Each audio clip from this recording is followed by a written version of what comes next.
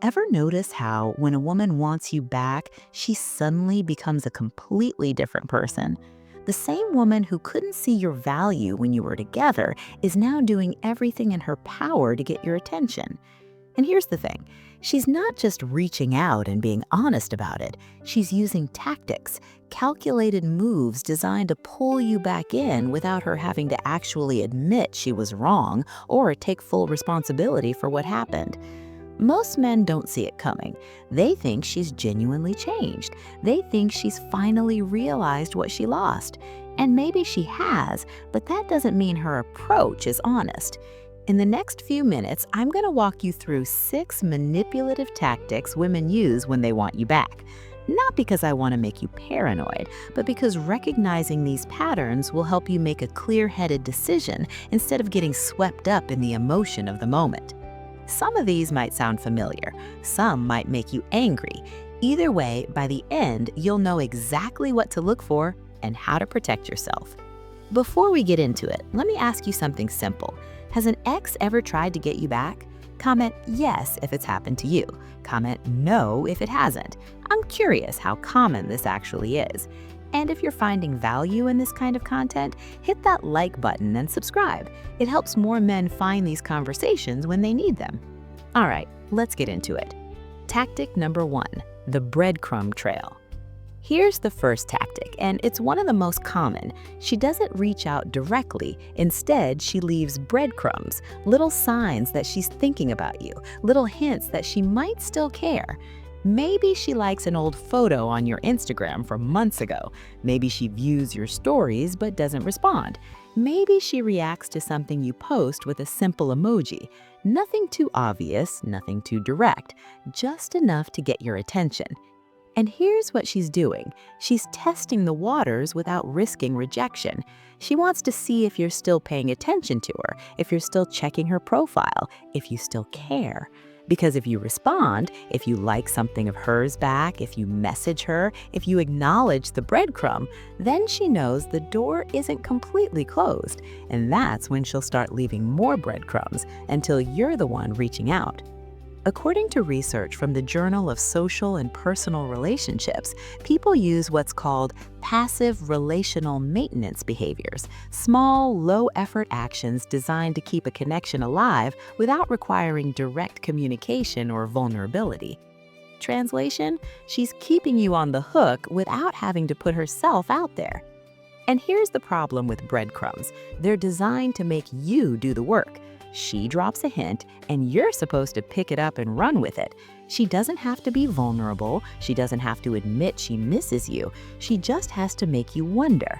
And wondering is dangerous, because once you start wondering if she still cares, you start thinking about her. And the more you think about her, the more likely you are to reach out. And that's exactly what she wants. So when you see these breadcrumbs, the random likes, the story views, the little signs that she's lurking, recognize them for what they are.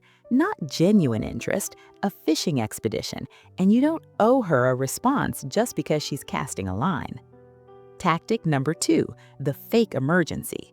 Here's the second tactic, and this one's more direct. She suddenly has an emergency, something only you can help with, something urgent, something that requires your immediate attention. Maybe her car broke down and you're the only person she can call. Maybe she's locked out of her apartment and she doesn't know what to do.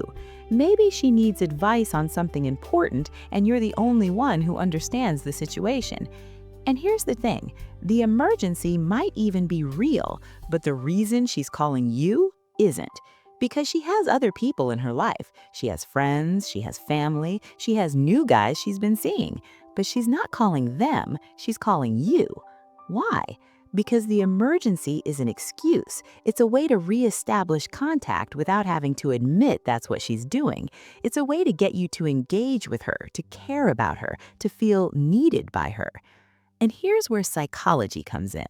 According to research on relationship reconciliation from one of the most common tactics people use to re-engage an ex-partner is creating a situation that requires the ex's unique help or expertise.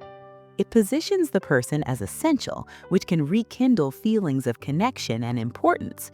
Translation, she's making you feel needed so you'll let your guard down. And it works because when someone reaches out in a moment of crisis, your instinct is to help, especially if you cared about them. You don't want them to struggle, you don't want them to suffer. So you respond, you help, and suddenly you're back in contact. Suddenly you're talking again. Suddenly the door you thought was closed is cracked open. And that was the plan all along. So here's what you need to ask yourself when she reaches out with an emergency. Is this really about the problem, or is this about getting me to engage with her again? Because if she wanted help with the emergency, she'd call someone else. But if she wanted to talk to you, well, then a convenient emergency is the perfect excuse. Tactic number 3, the jealousy bait. Here's the third tactic, and this one's calculated. She starts posting things on social media specifically designed to make you jealous. Pictures with other guys, stories about how great her life is, captions that suggest she's thriving without you. But here's the thing. If she was actually thriving, she wouldn't need to broadcast it. And if she didn't care whether you saw it, she wouldn't be posting it where she knows you'll see it. She's baiting you, and here's what she's hoping will happen. She's hoping you'll see her with someone else and feel a pang of jealousy. She's hoping you'll realize that other men want her and wonder if you made a mistake. She's hoping that seeing her move on will trigger you to reach out. Because jealousy is a powerful emotion, and if she can make you feel it, she can make you act on it. According to research published in Personal Relationships, people often use strategic jealousy induction to test or reignite a former partner's interest. They create situations or share information designed to make the ex feel envious, which can lead to renewed pursuit. In other words, she's trying to make you chase her by making you think you're losing her to someone else. And you know what? It often works, because seeing someone you cared about with someone else stings. Even if you've moved on, even if you don't want her back, it still stings. But here's what you need to remember. If she's posting for your benefit, it's not real. If she's trying to make you jealous, she's not over you. And if she's not over you, then all of this, the posts, the pictures, the captions, is just a performance. So when you see it, don't react. Don't reach out. Don't give her the satisfaction of knowing it bothered you. Because the moment you do, she wins, and you're right back where she wants you. If you're still with me, drop a 1 in the comments right now. Tactic number 4, the mutual friend network. Here's the fourth tactic, and this one's sneaky. She starts working through mutual friends, asking about you, mentioning you in conversations, dropping hints that she's been thinking about you. And then, here's what happens. Those friends start coming to you. Hey, she was asking about you. She seemed really sad when your name came up. I think she misses you. And suddenly, you're not just dealing with her, you're dealing with a network of people who are, consciously or not, playing messenger. And here's why this tactic is so effective. When other people tell you she misses you, it feels more credible than if she told you herself. It feels less manipulative. It feels like maybe it's genuine. But here's the truth. If she wanted to talk to you, she'd talk to you. She has your number, she knows where to find you, she doesn't need intermediaries. So why is she using them? Because it allows her to gauge your interest without risking direct rejection. If your friends report back that you didn't seem interested, she can save face. But if they report back that you asked about her or seemed curious, then she knows she has an opening. According to research on social network influence in relationships, people often use mutual friends as relationship brokers to facilitate reconciliation while minimizing personal risk and vulnerability.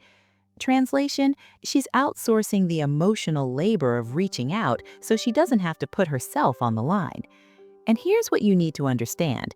Your friends mean well. They probably think they're helping. They probably think reconnecting would be good for both of you. But they don't know the full story. They don't know what it was like. They don't know why it ended. So when they come to you with messages from her, you have every right to shut it down. Politely, firmly, but shut it down. Because if she wants to talk to you, she can be an adult and do it herself. Tactic number 5, the apology without accountability.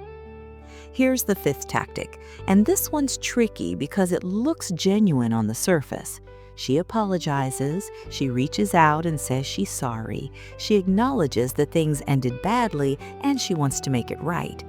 And here's where most men get pulled back in, because an apology feels like growth. It feels like she's finally taking responsibility. It feels like maybe things could be different this time. But here's what you need to pay attention to. What is she actually apologizing for? Is she sorry for a specific thing she did, or is she just sorry that things didn't work out? Is she taking accountability for her actions, or is she being vague in general?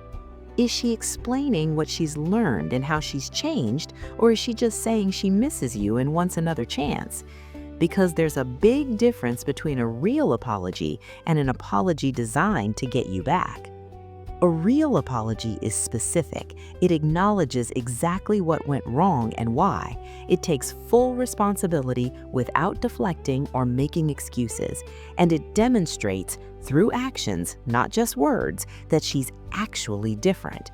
But an apology without accountability, that's just manipulation dressed up as remorse. According to research on relationship reconciliation from the Journal of Social Psychology, apologies that lack specificity or accountability are often tactical rather than genuine, designed to reopen communication without requiring the apologizer to fundamentally change. Translation: she's sorry she lost you, but she's not necessarily sorry for what she did. And if she's not sorry for what she did, then nothing's actually changed. She's just saying what she thinks you want to hear, so you'll give her another chance. So when she apologizes, listen carefully, not to what she's saying, but to what she's not saying. Is she owning her behavior, or is she downplaying it? Is she explaining how she's grown, or is she just asking for forgiveness? Is she demonstrating change, or is she just promising it? Because words are easy, change is hard, and if all she's offering is words, then she's not ready. Tactic number 6, the "I've changed" performance. And now we get to the 6th tactic, the grand finale. She tells you she's changed. She's not the same person anymore. She's worked on herself. She's grown. She's ready for a real relationship now. And she'll have evidence, new hobbies, therapy, self-help books, a whole narrative about her transformation. And here's the thing, maybe some of it is real. Maybe she has been working on herself. Maybe she has grown. But here's what you need to ask. Is she different because she genuinely wanted to change, or is she different because she realized changing is what it takes to get you back? Because there's a massive difference. Real change happens from within. It's driven by a genuine desire to be better, not by the goal of winning someone back. Real change takes time. It's not something that happens in a few weeks or months. And real change shows up in actions consistently over time. But the "I've changed" performance, that's temporary. It's a show designed to convince you to give her another chance. And once she has that chance, once she feels secure again, the performance ends, and you're right back where you started. According to research from the American Psychological Association, behavioral change motivated by external goals, like winning someone back, is significantly less likely to be sustained than change motivated by internal growth. In other words, if she's changing for you, it won't last. But if she's changing for herself, there's a chance it's real. So how do you tell the difference? You watch, you wait. You don't make a decision based on what she says. You make a decision based on what she does, over weeks, over months. Does her behavior actually match her words? Is she consistent? Does she maintain the change even when you're not watching, even when there's no immediate reward? Or does the change only show up when she's trying to convince you to come back? Because if it's the latter, then it's not real change. It's just a tactic, and tactics don't build healthy relationships. So let's bring this all together. When a woman wants you back, she's often not going to be direct about it. She's going to use tactics: the breadcrumb trail, the fake emergency, the jealousy bait, the mutual friend network, the apology without accountability, and the "I've changed" performance. And here's what all of these tactics have in common. They're designed to pull you back in without her having to be fully vulnerable or fully accountable. She wants you back, but she wants to get you back on her terms, with minimal risk to her ego, without having to admit she was fully wrong. And that's not how real reconciliation works. Real reconciliation requires honesty, it requires vulnerability, it requires taking full responsibility and demonstrating, not just promising, real change. So if she wants you back and she's using these tactics instead of being direct, that tells you something important. She's not ready. She's still playing games. And if you go back, nothing will actually be different. Now, here's what I want you to understand. Recognizing these tactics doesn't make you cynical, it makes you smart. You're not being cold by protecting yourself. You're not being cruel by setting boundaries. You're not being unforgiving by requiring more than words and manipulation. You're being wise. Because you've already been through this once. You've already seen what happens when you ignore red flags and give someone the benefit of the doubt. And you don't owe her a second chance just because she's deploying tactics to get one. What you owe yourself is discernment, the ability to see through the performance and recognize what's real and what's not. And if she's using tactics instead of being honest, then she's not ready, and you're better off staying exactly where you are. Because the right person won't need tactics. They'll just be real with you. They'll own their mistakes, they'll demonstrate change through actions, not words, and they'll respect you enough not to play games. That's what you deserve, not tactics, truth. Have you experienced any of these tactics? Which one hit closest to home? Drop a number, 1 through 6, in the comments and let me know. And if this gave you clarity or helped you see something you were missing, I'd appreciate it if you'd subscribe. There's more of this kind of content coming. Real talk, no sugarcoating, just truth. Thank you for spending this time with me. I'll see you in the next one.